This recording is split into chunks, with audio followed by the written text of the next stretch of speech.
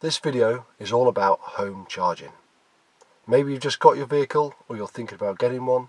Sooner or later you need to think about how to charge your vehicle at home. So I'm sat in a Mitsubishi Outlander PHEV. PHEV stands for Petrol Hybrid Electric Vehicle. So this car has a petrol engine and it has an electric engine as well. To maximise the efficiency of the car, I need to be using the electric engine as much as possible. For most of us, the main time we will charge our car is at home. Charge it in the evening typically, and then that ensures the next day we have a full tank of electric energy to use throughout the day. This car, as standard, comes with a plug-in charger, and most electric vehicles will have, as standard, a plug-in charger.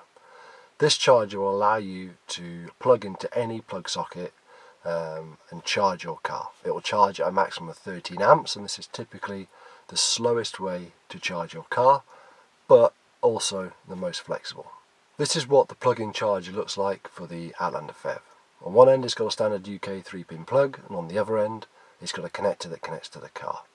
There's also this big information block as well, which tells you things like if it's charging the car or if it's finished. When you first get your car, this typically is the charger that you're going to use for the first time. It's the one that comes with the car and it's the most flexible. All you need is a plug socket. So a little bit of thought about where you're going to plug it in, where you're going to position the car, maybe need to run an extension cable, but it's fairly easy to get your car charging using this cable. So like most people, when I first got my car, this is the cable that I used. I went for plugging it into the garage. I plugged it inside the garage, the information block stayed inside the garage, the cable came out of the top of the garage door, and that ran along to the car, and I plugged it into the car, and that's how I was able to charge my car. It was fairly secure because as the information block is so big, there was no way was that getting through the little gap, and it worked for me. To make it a little bit tidier, I purchased one of these. This is a garden hose tidy. It was quite cheap. I think it was about £8 or £9 from Amazon, and it just allowed me to curl the cable around when I wasn't using it and leave it nice and neat against the wall. Then when I come home, I drove the car up alongside it, took the cable, plugged it into the car, and it worked. It worked fairly well for a short period of time. A popular method that people use with this type of charger is a waterproof external box. So this is a box that you can get an electrician to fit. He'll take a spur off your ring main, fit the box, and inside that box would be a plug socket. So you've then got an external plug socket at the side of your house that you can run your charging cable to. Alternatively, you can actually buy a waterproof box yourself and run an extension cable to that box. You can just have one end of the extension cable plugged inside your house with a standard plug, and then the other end with a plug socket inside that box. The box itself is waterproof, and you would run your charging cable into that box. This is useful if you want to extend your charging cable. So the charging cable that came in my car is 5 meters long. If it was further than 5 meters to the nearest plug, then I'd have had to consider something like this. When fitting one of these boxes, things that you need to consider are obviously where it's going to go, how you're going to secure the cable itself. So these cables that come with the car can be quite expensive to replace, so when you are charging you need to secure it somehow so people can't take your cable, and also if needed, how easy is it to remove the cable. So if you are going somewhere and you want to take your cable with you, you can fairly easily get into that waterproof box, take your cable out, put it into the car, and off you go. This solution worked well, but I wanted to see if there was a better, more permanent solution that I could use. I looked into the cost of additional cables or even installing my own solution, but I soon found out that due to the grant that the government offers on home chargers, it's actually cheaper to get a company to come and install a home charging solution for you than it was for me to go out and buy my own parts. There's a number of different charging options for the home. So initially there's actual design. There's a number of companies out there producing these home charging units, and they've all got their own distinct look. One of the initial decisions is whether to go for a 32 amp or a 16 amp charger. 32 amp charger will tend to be a bit more expensive, but potentially it will charge your car twice as fast as a 16 amp charger. In my case with the Outlander PHEV that I have, this car only charges at a maximum of 16 amp on the home chargers, so even if I got a 32 amp charger, it wouldn't have actually given me any benefit with this particular car. With that said though, I would recommend that you do consider going for a 32 amp charger, because although in my case this particular car you don't get any benefit, if at any point in the future you decide to change your car, that car may charge at 32 amps, and obviously if you've only got a 16 amp charger, then that's restricting how fast you can charge that car. The next choice is to consider if you want to go for a tethered or an untethered cable. So tethered cables, these are permanently fixed to the charging unit. So you've got a charging unit on the wall, coming out of that is a cable, on the end of the cable is a connector that goes into your car. And if it's tethered, then that cable, as I said, is permanently fixed. You can't take that cable with you, so if you did want to go and charge on the roads, you would have to get another cable. You can't take that cable with you. But as it is tethered, it's also very secure. No one can come along and steal your cable. Untethered cables have basically got plugs at each end. One end plugs into your car and the other end plugs into your charging unit. So advantages of this is if you want to take your cable with you, you can do. Or if you change your car, you need a different type of cable, then you could also change that cable. With a tethered unit, if you change your car and the car has a different type of connector, then potentially you are looking at changing the whole charging unit.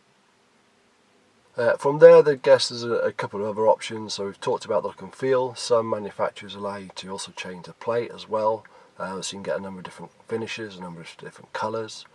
You can also get, if you've gone for the untethered solution, you can get ones that actually come with locks, so you can lock your cable down. So again, for that added security, these cables can set you back about £200–300 if you need to replace them. And some of them also come with energy monitoring as well, so you can see how much energy is being used. There's a number of different types of connector. Now, the main types of connector that I'm aware of is a Type 1 connector, a Type 2 connector, and a Commando connector.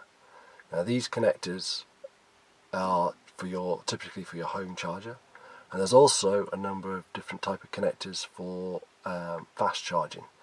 And these can be the CHAdeMO or the CCS connector. There's also a Tesla type of connector as well. So the fast chargers are the ones that you typically use at like service stations. These are typically DC chargers and will charge your car very, very quickly.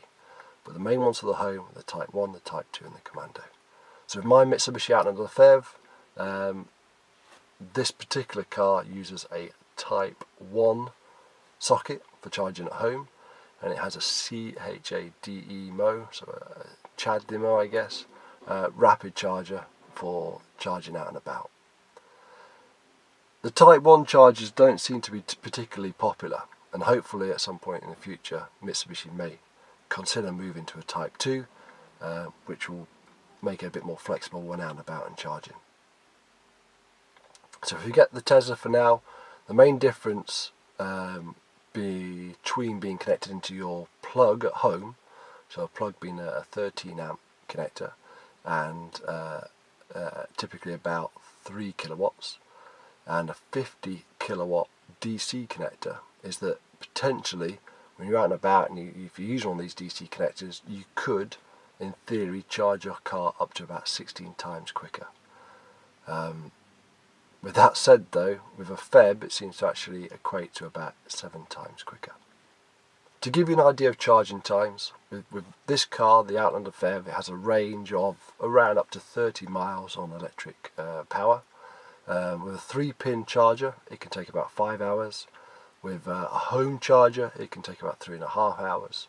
And then with a rapid charge it takes about 25 minutes to get about to 80% charge. So I decided that I did want a home charger. What was the next thing to do? So I I had a look on the internet, found a couple of companies that supplied and fitted home chargers, and I sent them a couple of emails requesting quotes. They all came back asking for pretty much the same thing. So they wanted pictures of my electricity meter, pictures of my consumer unit on my fuse box. They wanted pictures of where I actually wanted the charger to be installed. So the reason they want pictures of your consumer unit is they're going to install a new MCB or fuse, and they want to see if there's a space in your consumer unit for that. In my case, I didn't have a spare slot, but in the end they were able to actually juggle a couple of things around and make a space for that new fuse. From that consumer unit, they're going to run a cable to the charging unit. So the shorter that cable is, and the easiest route possible, is going to make life a lot easier for the installer and probably a lot less mess for yourselves as well. Also think about what side of the car the charge port is on. So ideally you want the charge port, when you park your car, you want the charge port to be as close to the charging unit as possible. That way you don't have to run cables around your car to charge your car. For the first few days, if you're doing that, it might not necessarily be a hassle, but again, every time you come home, you're plugging in, and when you're setting off in the morning, you're unplugging that cable, and over time, it all adds up. If you're having to run that cable around your car and then unwind it and wind it around the charging unit every time, you want the shortest run as possible for the ideal solution. Also think about when the cable is plugged in as well, you've then got a cable going from your car to a box on the wall. That's potentially a barrier. It could cut off access to part of your property, so you may have to put the cable on the ground and you've got people stepping over it, and it could be a trip hazard, and at night it's obviously going to be hard to see. So really think about the placement of your home charger and how that cable is going to affect movement around your property. In some cases there may not be an ideal solution, and it may just have to be a best fit situation. As you can see from my pictures, so this is what I went for. I went for the charger on my garage wall. That way I could nose, so my charge port is on the right hand side of the car. I could nose my car up alongside my garage, and I could have the charge port right next to the charger. The charger was also on the same wall as my garage consumer unit, so there's very little cable work to be done. The only compromise I had to make on my installation was that I had to go for a 16 amp unit, as we were doing the investigation work, we found that the cable that takes the power from the house to the garage wouldn't safely deliver 32 amps. So again, not so much of an issue for my current car, but it just means that in the future I'm either going to have to accept the fact that I'm charging at 16 amps, or I'm going to need to think about another solution. After I got a couple of quotes back, I decided to take it a little bit further forward with two companies. One of them was called the Phoenix Works, and the other was called Charge DV. Both of them were really good companies. Phoenix Works especially were very helpful in answering questions, were very diligent in their investigation work as well. But in the end, I think it was down to price, I went for Charge DV. When you do decide on the company they're going to use, they're going to want a copy of the invoice of the car, and this is so that they can claim their grant back. It's worth I believe about £500 to them, so it really does reduce the cost of the installation quite a bit. I brought this car second hand from a dealership, and they were more than happy to accept that invoice from them. And in the end, for my home installation, so I went for a 16 amp home charger with a tethered cable. I paid £179. All in for the installation and all the bits. Installation day, fairly painless. They came, turned up at the house. As I said, they'd done all their investigation work already. They know exactly where it's going to go.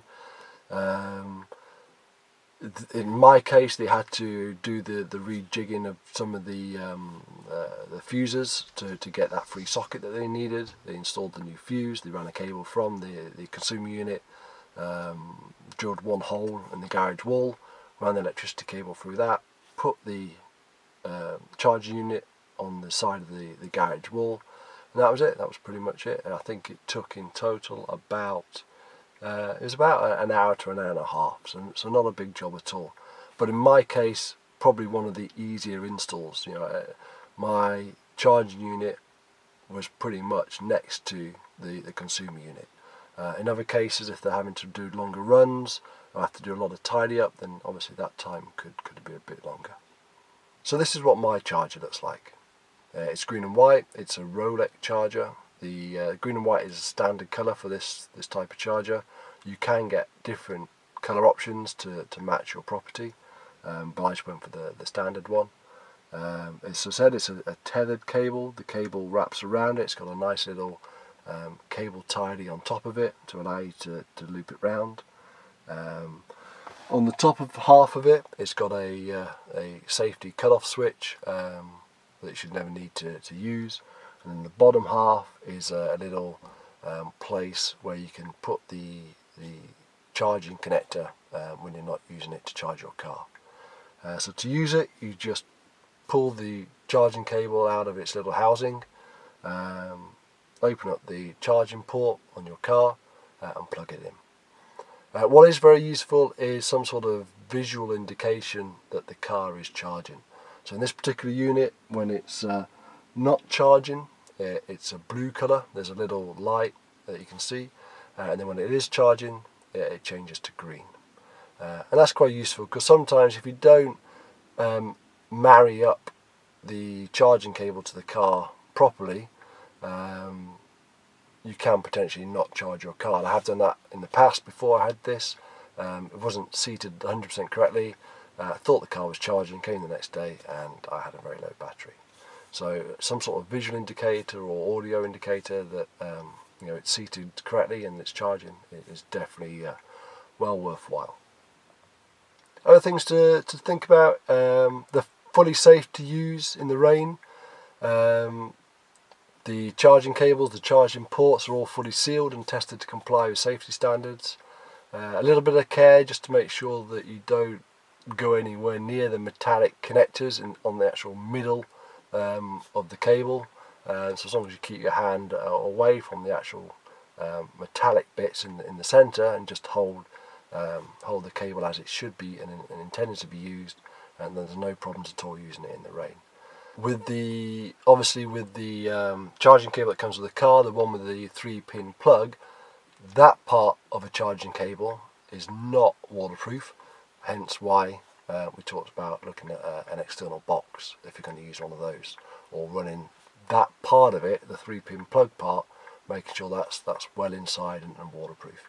You can't just run an extension cable and plug the 3-pin plug into that, because the extension cable on the 3-pin plug part is not waterproof. That bit has to be waterproofed.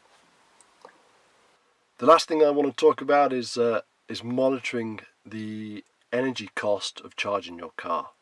A number of ways that you can do it. So if you're using the one that plugs into a socket, you can buy a device that plugs between the socket and the plug, and that will show you how much energy that it's using. You can go a step further and buy a smart socket, one of these that you can turn on with an app on your phone. Some of them now come with energy monitoring information, a bit more useful because that will obviously then save that information up into the cloud. You can get a trend and see history over time. Talked about some of the home charging devices. Some of these you can buy modules for, and those also give you energy usage for your home charger.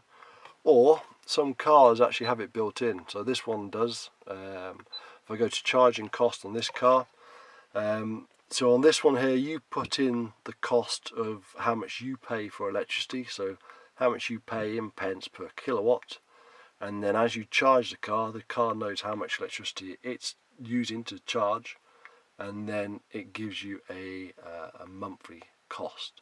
So far this month it's cost me £9.67 to charge its car. And there, day by day, it also gives you a graph to show how much it's cost to charge my car. And that's it. Hopefully you found something of use in the video. If you've got any more questions, please by all means leave me a comment and I will try and answer your comments as soon as possible.